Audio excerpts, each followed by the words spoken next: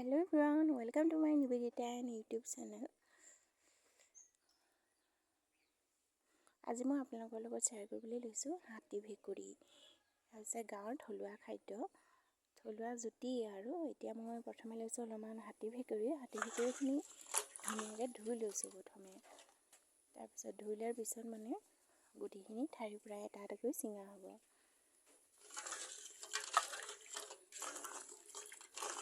মই হ'লে খাই হাতী ভেকুৰী বহুত ভাল পাওঁ, সেইটো কাৰণে মই ভাবিলোঁ আজি বনাবলৈ লৈছোঁ। ভাবিলোঁ ৰেচিপিটো আপোনালোকৰ লগতো শ্বেয়াৰ কৰোঁ। আপোনালোকে ভিডিঅ'টো চাই কেনে লাগিলে শেষত জনাব আৰু যদি ভিডিঅ'টো চাই ভাল লাগিলে লাইক এটা কৰিব আৰু ভিডিঅ'টো স্কিপ নকৰি শেষলৈকে চাব। পাৰিলে মোৰ চেনেলটো যদি আপোনালোক নতুন আছে তেনেহ'লে মোৰ এই চেনেলটো ছাবস্ক্ৰাইব কৰি ৰাখিব। এতিয়া দেখিছেনে হাতী ভেকুৰীখিনি মই এটা এটাকৈ মানে গোটেইখিনি ঠাৰিবিলাকৰ পৰা ছিঙি ল'লোঁ আৰু এই ছিঙি লোৱা হৈ গ'ল। আৰু এতিয়া আমি এইখিনি দুফাল দুফাল কৰি কাটি ভেকুৰীটো মই পানীত তিয়াই থ'ম। এতিয়া ইয়াৰ পৰা এটা চেকা লেখীয়া এটা পানীটো যাব মানে আৰু তাৰ বাবে মই লৈছোঁ কেইটামান আলু আৰু আলুকেইটা মই সৰু সৰুকৈ মিহি মিহি কৰি কুটি লৈছোঁ আৰু লৈছোঁ এটি সৰু পিঁয়াজ। দেখিছেনে ইয়াৰ পৰা পানীৰ ৰং এটা ওলাই গৈছে আৰু এইখিনি মই পানীৰ পৰা টুকি ল'ম।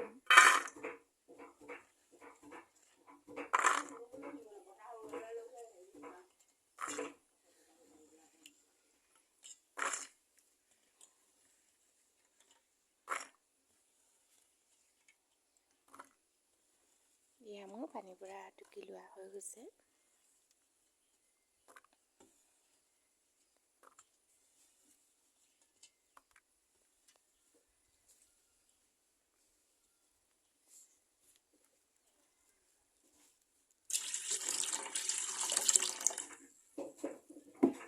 একেগতিয়ে আমি তিয়াই থোৱা আলুখিনিও পানী নিগৰাই ধুনীয়াকৈ লৈ ল'ম আৰু আমি এতিয়া এখন কেৰাহী গেছৰ ওপৰত উঠাই দিম। কেৰাহীখন গৰম হ'বলৈ দিম, দি তাত অলপ তেল দি দিম।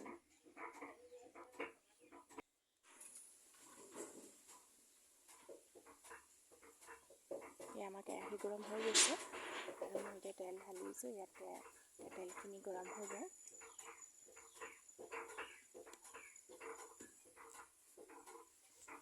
তেলখিনি গৰম হ'বলৈ আমি দি দিছোঁ আৰু এতিয়া মই ভেকুৰীখিনিতে প্ৰথমে মই হালধি, নিমখ আৰু জলকীয়া মই ব্যৱহাৰ কৰা নাই, যিহেতু মই জলকীয়া গুড়িটো ব্যৱহাৰ কৰিছোঁ আৰু সকলোবিলাক দি লৈছোঁ।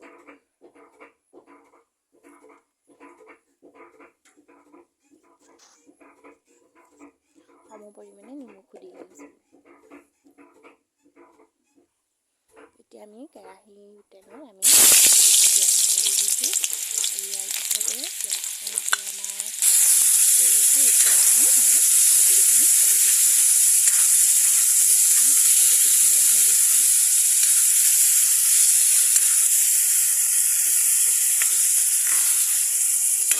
আৰু আমি এতিয়া কাটি থোৱা আলুখিনি ইয়াতে এড কৰি দিম আৰু এইখিনি আমি ধুনীয়াকৈ মিক্স কৰি ল'ম।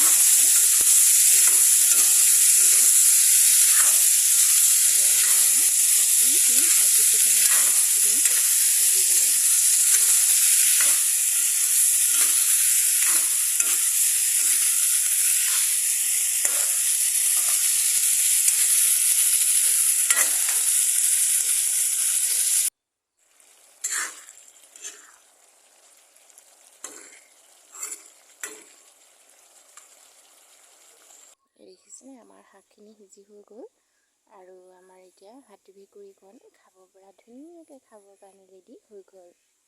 আপোনালোকেও এনেকৈ এবাৰ বনাবচোন, খাই চাব কেনে লাগে জনাব।